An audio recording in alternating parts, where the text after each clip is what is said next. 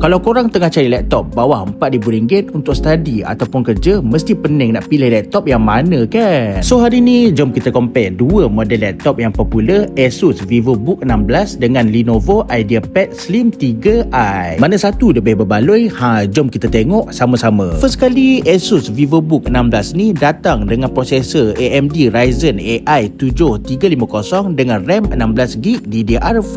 Dan dia punya RAM ni boleh upgrade lagi kalau nak. Untuk Lenovo IdeaPad pula, dia pakai prosesor Intel Core 5 210H dan dia punya RAM pun 16GB DDR5.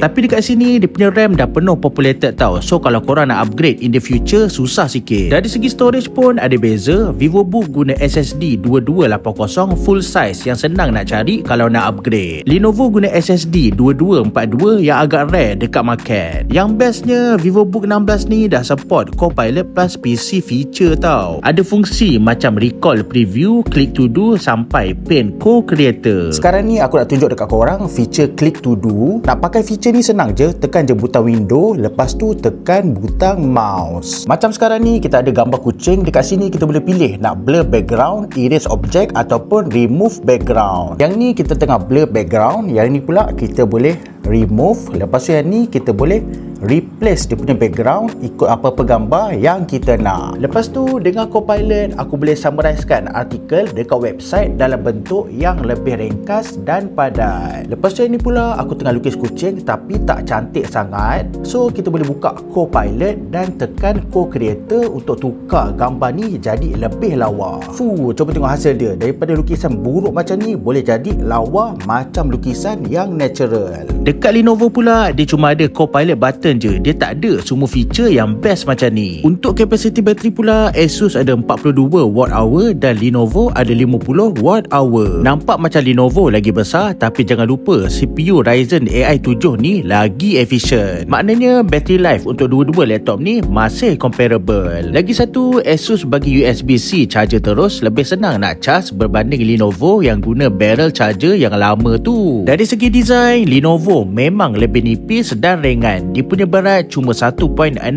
kg je berbanding Asus yang berat 1.88 kg.